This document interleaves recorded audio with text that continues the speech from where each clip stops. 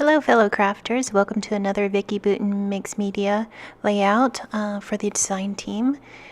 My project this week, I'm working on Thanksgiving, and the design team was given the prompt for Thanksgiving for this week on the blog, so all of our projects will be featuring some kind of Thanksgiving layout. So I drew this in the Silhouette design program, and if you go to the Vicki Boutin blog, there will be a link or an image you can download so that you can also have this maple leaf cut file. So I printed it. It's a PDF, and you can download it so that you can print and trace if you don't have a cutting machine. So you don't have to have an electronic cutting machine. And my idea was I cut this out of 8 different full-size 12 by 12 pattern papers from Vicki Boutin, and you'll see that I placed all 8 evenly on the page, and I'm going to use this ruler to kind of tear each one in a strip so that you will see every color on the maple leaf. So it'll be like a rainbow with different patterns. This aqua one came from the All the Good Things collection. Most of the rest of these, this one's from the Vicki Boutin Field Notes collection. The yellow's from the Field Notes. And I just want to make sure I'm only getting the yellow and tearing that one. And then the orange is from the Field Notes. And the pink is from the All the Good Things, that pink circle, and the red dot is from All the Good Things as well. So now you can see it's pretty even, and then I cut as you could see at the beginning of the video, I cut the stem. I hand cut that. I just traced with drew with a pencil. You can see that my Scotch Quick Dry is dried up, so we'll go on to a different adhesive here. So I cut, as I was saying, trying to say when I went on to about the glue, I cut the stem that I'm placing here. I cut that out only of the dark blue cobalt paper, and that's from the All the Good, Field Notes line. And I only wanted it on the blue because I didn't want to have to adhere all 8 layers of that tiny stem with glue, so I only cut the last one because it's really all you're gonna see is the top one there. So here I'm using the Vicki Boutin watercolor brush that has water in it, and this is her mixed media palette that comes with the stencil brushes that are in the shot to the right there. So I'm mixing my own colors so that I can coordinate with the dark cobalt paper there. And I'm leaving the maple leaf on the page just so I know where to splash the art crayon watercolor. So I'm going to go to light blue next, and then I'm going to go to aqua. And this is a darker turquoise or teal, and if you add more water it comes out aqua, so that's what I did for that color. And then we'll just go around and I'll just kind of eyeball where, and I'll keep placing the maple leaf back on the layout so that I can tell where to put my mix. Now you could just splash different stripes in different areas, but I kind of wanted to keep the watercolors near the section on the maple leaf that is that color. So that's why I'm just paying attention to how much of each color I need on the background. So now we're going to, that was the green, the light green, and now I'm going to go to the yellow. I'm just making sure I have it the right shade. I wipe off the watercolor brush and squeeze out some water so that you can rinse it off and wipe it on a paper towel. So here I'm just moving the maple leaf back over to make sure I have enough green, and I kind of needed more light green, so I'll go back and splatter a little bit more light green. And you can change the opacity just by squeezing the water brush as you splatter it on the background. So that's what I'm doing. You can't tell because I sped this up about 8 times, but I'm squeezing the water brush in order to flick the watercolor splatters on the background. So here you'll see I'm just going about the yellow, and I'm making sure I have some larger splatters and tinier splatters. And now I need to wipe off the sheet that comes in with the stencil brushes here. It's an acetate piece, and now I'm going to splatter on some orange. Just squeeze the brush as you kind of flick it towards the page. And I'm just using a wet paper towel. I have a spray bottle of water that I can wipe up any that gets anywhere else. So now I'm going to go to the pink and then the red. And to make a light pink, I take the magenta and the peach. And you can see how it makes a toned down lighter pink. And I wanted to mix some more true pink in there. So you can just eyeball it and mix your own colors. And here we can see that we're almost to the end. We're almost to the red. And I'll use the straight red but add a lot of water so that you can tell that it's watercolor and not like body fluids or something.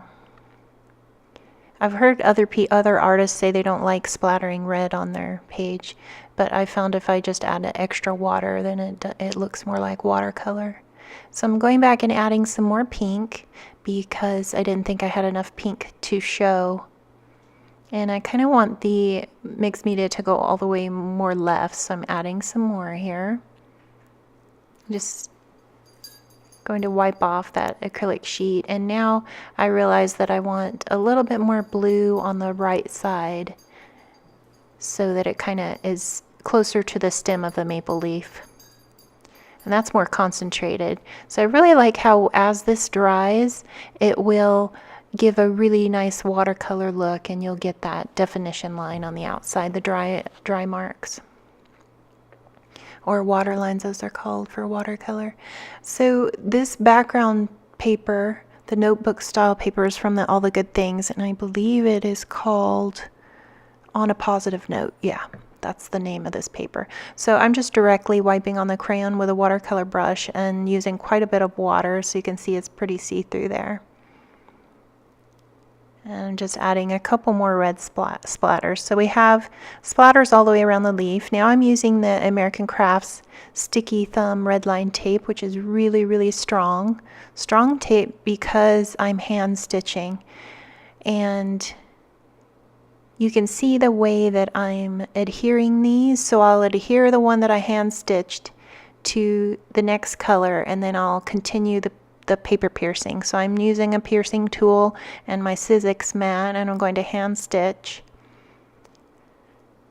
And I'm doing each color, so I'm going to stitch until I finish with the aqua, and then I'll place with some red line tape, I'll place that on the next color so that all the stitching will line up and it won't look like I won't have to stop with each color and tie it off or tie a knot. So what eventually I'm going to do is just keep stitching and adhering until I get all of the layers. And I did cut off some of the, I didn't want it to be 8 layers thick, so I did cut off some of the excess of the colors. I might eventually show that, but I think I ran out of time, so I just showed you a little bit of the hand stitching because it's just a simple back stitch. So next we're going to go to the green. I accidentally ripped that turquoise. So now you can see I have journaled all down the left side of the page using my We Are Memory Keepers typecast typewriter. And because this is a page about my grandma, and I always remember her and my mom taking typing classes and hearing the vintage typewriter from the 60s. I loved that noise and that sound in the house, so I really wanted to have that on my layout. So it kind of works as a design element, as a stripe down the left. And I didn't adhere anything. I waited till the mixed media background had dried, the watercolor splatters had dried, and then I ran that through my typewriter to complete the journaling. I traced around the maple leaf with a pencil so that I would know where to type on the page and it wouldn't be covered up. So it kind of follows around the leaf. Now you can see that I'm using different die cuts from the Field Notes line and tucking in the layers. So you can see as it goes towards the left, there's a different color tucked in each strip. And here's another package of the die cuts. This is the journaling embellishment pack. I did show you the code, but it's so fast that you didn't get to see it. So here I'm just adding some more of the Field Notes, and I'm thinking I want to use these banner die cuts, and then I'm going to add the chipboard pieces. You can see some of the light green chipboard is going on here, and tucking it under that strip so that you can tell that each strip is a layer under the previous one. So that's why I'm tucking the die cuts under. And then I'll use this orange Live In Today just because I'm telling the story today, but I'm making the page today, but the story and the journaling is from when I was a child. And Grandma always made Thanksgiving dinner, and the whole family always gathered at her house, and it was just, I couldn't wait to go to Grandma's house for Thanksgiving, so that I wanted to tell that story about her today. And some of the apple dumplings are in the shot. There's a picture of my grandma and then some apple dumplings, her recipe. So I'm using some more of the chipboard here underneath the leaf, and you can see I'm going to add some more embellishments just all around the page, concentrating mostly around the focal point. The maple leaf is the focal point on the page. So I'm going to add mostly all the embellishment is going to be touching or adjacent to the maple leaf. So here I'm adding a puffy sticker heart in the blue section, and I'm just looking at the stickers and seeing what other colors I can add there.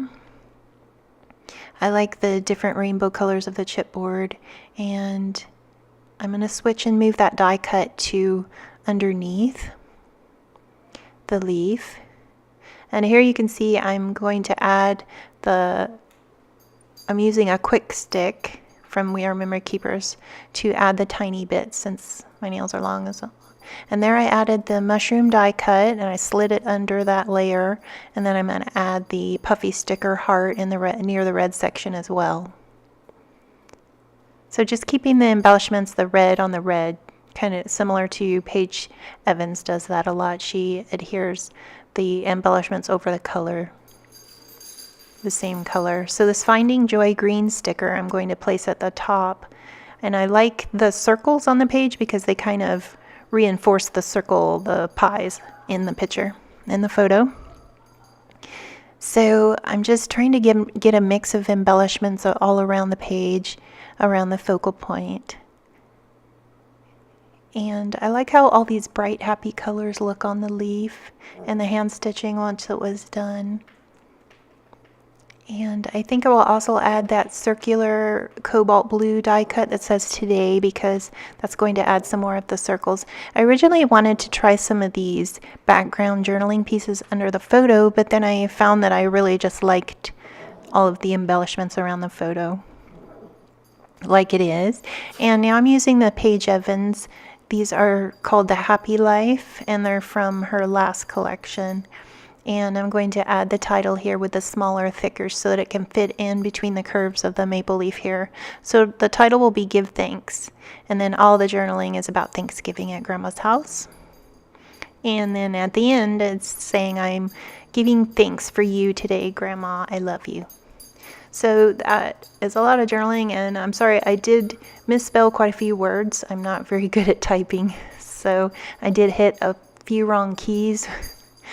So hopefully you'll forgive my bad typing and just focus on the story. So I'm going to finish using the quick stick. Since I have longer nails on now, it's harder to pick up things, so I'm using this to place these tiny letters. And I love using the notebook paper as the background because that gives you a straight place, a straight line to place your title on. So I have some finished images here, and thank you so much for joining me. Thanks for watching this video. I really appreciate your time. If you'd like and subscribe, I'd love it. And happy Thanksgiving week. Bye.